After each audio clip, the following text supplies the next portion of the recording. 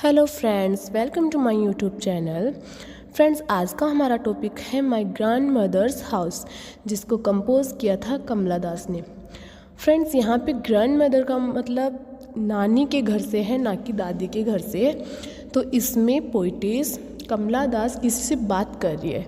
She is talking with someone, लेकिन पता नहीं है कि वो है कौन। वो उनके हस्बैंड हैं, उनके बच्चे हैं, या कोई उनका फ्रेंड है, ये कंफर्म नहीं किया गया इसमें। ठीक है, तो हम ये जो पोइम है वो लाइन बाय लाइन पढ़ेंगे, तब हमें अच्छे से समझ में आएगी। तो चलिए स्टार्ट करते हैं।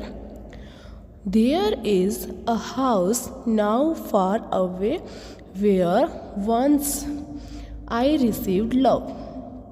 अब यहाँ पे पोइटेस क्या बोल रही है कि यहाँ से बहुत दूर एक घर था। यहाँ से बहुत दूर एक घर था जहाँ पे मुझे बहुत प्यार मिलता था। दैट वुमेन डाइड, और जिस लेडी से मुझे प्यार मिलता था उसकी अब डेथ हो चुकी है। और वो लेडी और कोई नहीं, कमला दास की नानी है। तो पोइटेस यहाँ पे डिस्क्राइब कर रही है कि यहाँ से एक थोड़ी दूरी पर एक घर था जिसमें उसकी नानी रहा करती थी, जो अभी जीवित नहीं है। उनसे उनको बहुत प्यार मिलता था। The house withdraw into the silence, snacks moved among books. अब आगे पोइटेस क्या बोल रही है कि अब उस घर में सन्नाटा छा चुका है। पहले वो डिस्क्राइब कर रही थी उसके बारे में, अपनी नानी के बारे में, कि वो अब नहीं रही है, उनसे बहुत प्यार मिलता था। और अब वो उस घर के बारे में डिस्क्रिप्शन दे रही है। तो पोइटेस बोल रही है कि अब उस घर में सन्नाटा छा चुका है। स्नैक्स मूव्ड अमोंग बुक्स, जो बुक्स है, जो किताबें उस घर में रखी हैं, उनमें स्नैक्स मूव करते हैं। I was then too young to read and my blood turn cold like the moon. अब यहाँ पे पोइटेस क्या बोल रही है कि उस वक्त जब वो बुक्स उस घर में रखी थी और मैं उस घर में रहती थी, जब मुझे मेरी नानी से बहुत प्यार मिलता था, उस टाइम मैं बहुत छोटी थी उन बुक्स को रीड करने के लिए।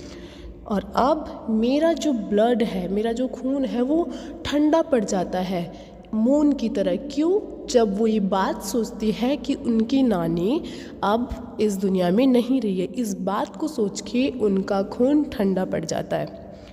आगे पोइटेस क्या बोलती है?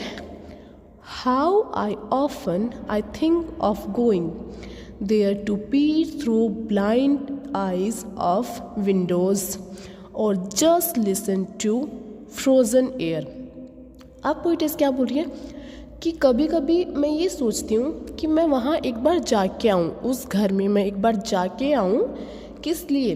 वो जो वहाँ की जो विंडोज़ हैं, जिसके ऊपर अभी मिट्टी की वजह से धुंधलापन सा आ रखा है, मतलब मिट्टी से जो विंडोज़ है वो कवर हो चुकी है। और जब उन विंडोज़ से घर के अंदर झांकते हैं तब सब कुछ धुंधला धुंधला दिखाई देता है।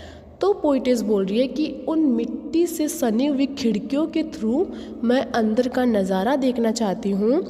कभी कभी मन करता है कि मैं वहाँ जाऊँ और वो अंदर का नज़ारा देखूँ, हालांकि मुझे पता है कि उस घर के अंदर क्या है, लेकिन फिर भी मैं एक बार उस नज़ारे को देखना चाहती हूँ।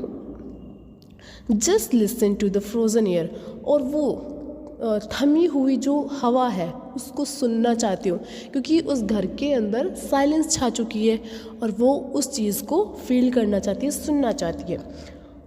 और in wild despair pick an armful of darkness to bring it here to lie. अब पोइटेस क्या बोल रही है कि उस दर्द भरे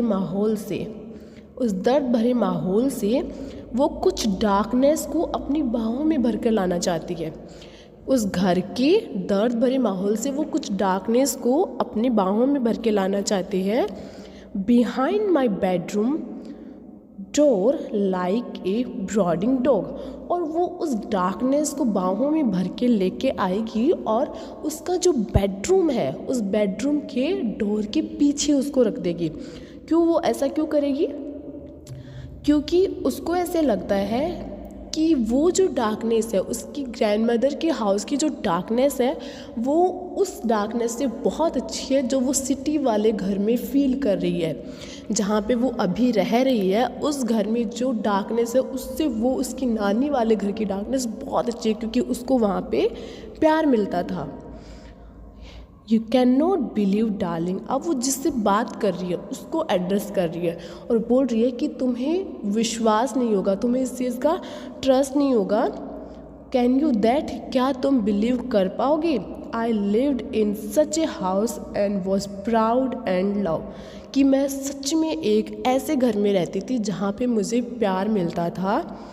I who have lost my way and beg now at stranger door to receive love at least in small change। अब यहाँ पे क्या बोल रही है पोइटेस कि मैं ऐसे घर में रहती थी जहाँ पे मुझे बहुत प्यार मिलता था, लेकिन अब मेरा जो रास्ता है वो भटक गया है और मैं जो स्ट्रेंजर्स अजनबी लोग हैं उनके दरवाज़ों को खटखटाती हूँ प्यार के लिए। लेकिन कोई टाइम ऐसा भी था जहाँ पे मुझे बहुत प्यार मिलता था। क्या तुम उस चीज़ पे यकीन कर पाओगे? तो ये कॉन्वर्सेशन वो अपने किसी स्पेशल पर्सन से कर रही है। आई होप आपको ये पोएम अच्छे से समझ में आई होगी।